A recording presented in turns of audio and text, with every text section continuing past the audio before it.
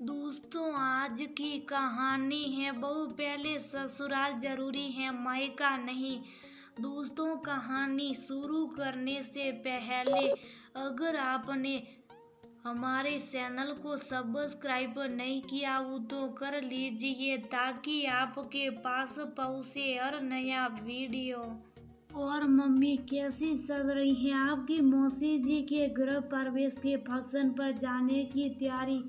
मेरी तैयारी तो करीब करीब पूरी हो सकी है। सच में मम्मी, मौसी जी से मिलने का बहुत मन हो रहा। कितने साल हो गए हम सब भाई बहनों को भी एक साथ मिले हुए। वैसे भी जब से शादी हुई मायके वाली फैमिली में आना जाना तो छूट ही जाता है। आपको तो पता है, जब भी मेरी मायके वाली फैमिली में कोई ना कोई फंक्शन होता, ससुराल वाला फैमिली में भी कोई फंक्शन आ जाता है और फिर वही ससुराल पहले मायका बाद में। और एक ही बहू हो, क्या कर सकते, हमेशा ससुराल वाले फंक्शन में ही जाना पड़ता। आरती की उदास आवाज सुनकर उसकी माँ बोली, अरे बेटा, हम औरतों को हमेशा ससुराल वाले परिवार को पहले मान देना पड़ता। चलो दिल छोटा मत कर। इस बार मौसाजी के गृह प्रवेश के लिए 4-5 दिन निकाल कर आना। अपने सब भाई बहनों के साथ मस्ती मजाक करना। पता नहीं फिर ये मौके कब तुम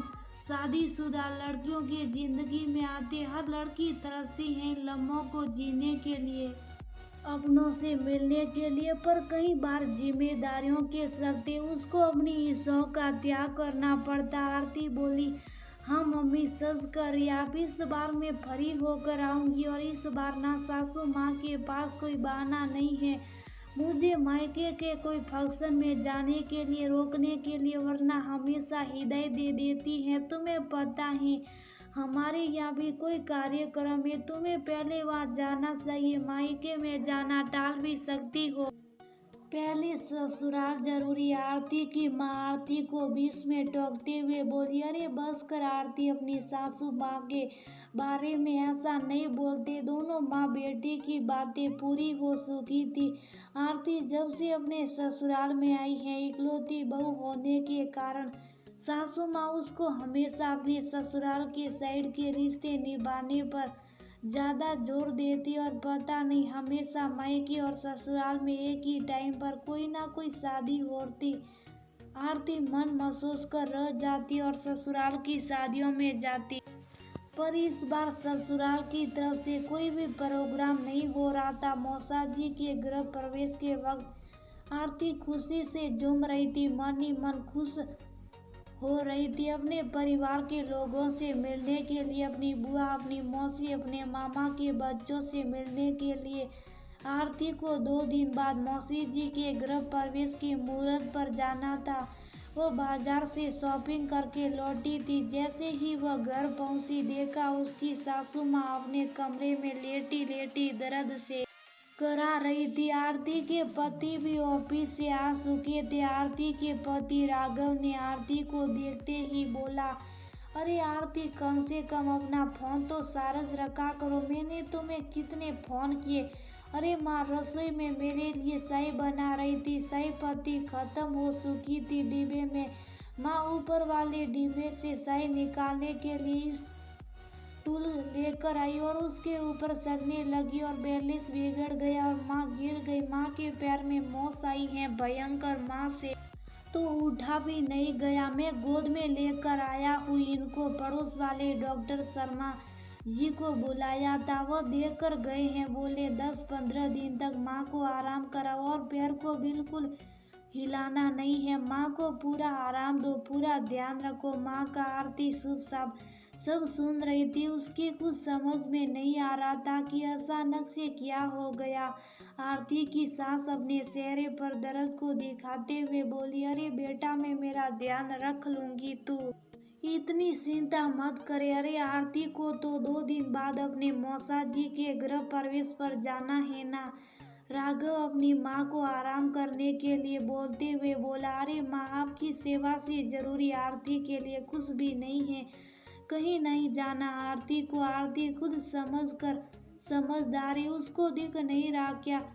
उसका कहाँ पर होना ज्यादा जरूरी। आरती का मन किया, वह जोर से एक बार रोई। आखिर उसके मायके जाने पर ही हमेशा इस घर में कोई ना कोई कारण क्यों हो जाता उसके नहीं जाने का।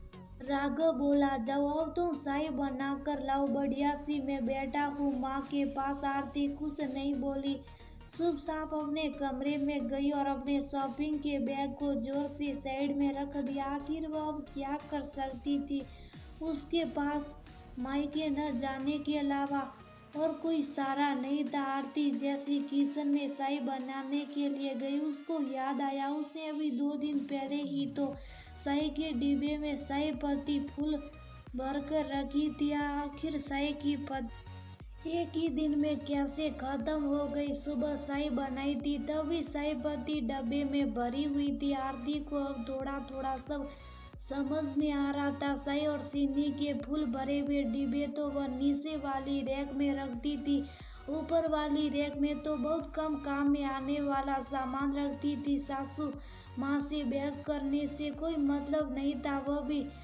उनके अंधभक्त बेटे के सामने। आरती सासू माँ से कुछ सवाल जवाब करना चाहती थी, पर सूखती आरती ने चाय बनाकर अपनी सासू माँ को दी और बोली, सासू माँ बहुत दर्द हो रहा ना आपकी। आरती की सास बोली, हाँ बेटा आरती, पर सबसे ज्यादा दर्द तो मुझे इस बात का हो रहा है कि तू अपने मायके नहीं जा पाएगी। मेरे इस पैर में अभी मौत आनी थी। आरती बोल, कोई नहीं माँ, मेरे लिए सबसे पहले आपकी सेवा जरूरी है। राघव भी आरती की इतनी प्यार भरी बात सुनकर मुस्कुरा दिया। दूसरे दिन राघव ऑफिस जाने की तैयारी कर रहा था और आरती रसोई में सबके लिए नाश्ता बना रही थी। तभी आरती की सासू माँ कमरे में से भागती हुई निकली और जोर जोर से चिल्लाई, राघव बाथरूम में सांप है सांप। मैंने बाथरूम का गेट बंद कर दिया बेटा। अरे पता नहीं कहाँ से सांप आ गया, हे भगवान अब मैं क्या करूं। राघव बोला, अरे माँ क्या बोल रहे आप, हमारे घर सांप भला कहाँ से आएगा, और आपके तो भयंकर मौत थी ना, आपसे कैसे उठा गया और आप इतनी जल्दी कैसे भाग कर आ गई। आरती भी रसोई से भाग कर आई और बोली, कहाँ है माँ साहब। आरती की सास बोली, अरे बेटा बाथरूम में। राघव अपनी माँ को शांत करा रहा था। आरती दोनों माँ बेटे की नजरों से बचते हुए जल्दी से माँ जी के रूम में गई और वह रखा हुआ अपने खिलौना वाला सांप जल्दी से उसको छुपाकर अपने कमरे में रख दिया और वापस उन दोनों के पास आकर बैठ गई और बोली, अरे राघव मैंने माँ का पूरा कमरा चेक किया, कहीं कुछ भी नहीं है, ये माँ का वहम है। पर देखो ना, उस वहम के चक्कर में माँ के पैर की मौत सही हो गई। देखो अब माँ के कोई दर्द भी नहीं हो रहा, माँ अब अच्छे से चल भी रही है। राघव ने भी पूरे कमरे की पूरे घर की अच्छे से तलाशी ली, कुछ भी नजर नहीं आया। आरती अंदर ही अंदर मुस्कुरा रही थी। आज उसकी ननद के बेटे का मेले में से लिया हुआ नकली सांप का खिलौना काम कर गया। आरती जब रात को अपनी सासू माँ के लिए गर्म दूध का गिलास लेकर गई थी तो उसकी सासू माँ अपनी बेटी से बात कर रही थी, बोल रही थी अपनी बेटी को, अरे बड़ी फुदक रही थी मायके जाने का। अरे मुझसे तो अब 2 दिन भी काम नहीं होता घर का, और पूरी प्लानिंग थी तेरी भाभी की 10 दिन अपने मायके रुक कर आने की। अरे मैंने मेरी प्लानिंग करी, स्टूल को गिरा दिया, फिर खुद नीचे बैठ गई और जोर जोर से दर्द से तड़पने लगी। राघव को बोला, मेरे पैर में मोच आ गई है, और शर्मा जी के सामने भी खूब नौटंकी करी। अपने दर्द की 10-15 दिन का रेस्ट बता गए शर्मा जी। अब देखती हो कैसे जाती है मायके आरती का शक। ये बातें सुनकर अब यकीन में बदल गया था कि उसकी सासू माँ की कोई ना कोई चाल है उसको मायके जाने से रोकने के लिए। आरती को भी धोखे के बदले धोखा देना आता था, वो भी चुप नहीं बैठने वाली थी। उसके दिमाग में भी एक ऐसी तकरीब आई जिसको सुनकर उसको होठों पर हंसी आ गई थी। आखिर धोखे को धोखा ही जीत सकता। सुबह जब सब लोग सो रहे थे तो आरती ने जल्दी से सांप का नकली खिलौना अपनी सास के बाथरूम में रख दिया था, और बाथरूम खोलते ही बाथरूम का सासू माँ को साफ नजर आएगा और वो इसको देखकर अपनी नकली मौज को भूल जाएगी और अपने पैरों पर भागकर बाहर आएगी। और नतीजा सबके सामने था। राघव आरती से बोला, सच में आरती, माँ की मौज तो एक दिन में सही हो गई। जी हो ख्यालों के नाग देवता, जो आपने मेरी माँ के पैर की मौज एक दिन में ही सही कर दी। आरती ये सुनकर जोर जोर से हंसने लगी। आरती अपनी सास से बोली, अरे सासू माँ, कल आप कितना तड़प रही थी ये सोचकर कि मेरी मौत के कारण अब मेरी आरती मायके नहीं जा पाएगी। भगवान से शायद आपकी तकलीफ देखी नहीं गई, इसलिए वो ने आपको ऐसा कोई सपना दिखाया जिसको देखकर आपकी मौत का दर्द मिनटों में गायब हो गया। राघव अपनी माँ के कुछ करने से पहले बोला, सच कह रही हो आरती, कल तुमने माँ के लिए अपना प्यार दिखाया, अब माँ तुम पर अपना प्यार दिखाएगी। तुमको वंश दिन देकर मायके भेजकर चलो, मायके जाने की तैयारी करो। मैं आज ही तुम्हें छोड़ देता हूँ, जल्दी से पैकिंग कर लो। अपनी माँ अब सही है, सब संभालेगी। माँ बेचारी हंसकर बोली, हाँ हाँ क्यों नहीं बहू, जाओ मायके जाओ, अब तुम्हें सही हूँ, मैं सब संभालूंगी। अब आरती ने तो रात को ही अपनी पैकिंग पूरी तैयार करके रखी थी, क्योंकि पिक्चर का क्लाइमैक्स उसको पता था। पिक्चर में भी तो पहले धोखा होता, फिर उस धोखे का पता चल जाता और पिक्चर का सुखद अंत होता जाता। आरती बिना कोई देरी किए जल्दी से अपना सामान लेकर राघव के साथ गाड़ी में बैठकर प्रारटी से निकल पड़ी। ये सोचकर कि कहीं सासू माँ को कोई और धोखा ना कर दे। उसके साथ कई बार बहू को मायके जाने से रोकने के लिए कुछ ऐसी तरकीब भी लगाई जाती हैं। पुराना हथकड़ा है, अक्सर बहू के मायके जाने की बात करने भर से ही सास को कोई ना कोई दिक्कत शुरू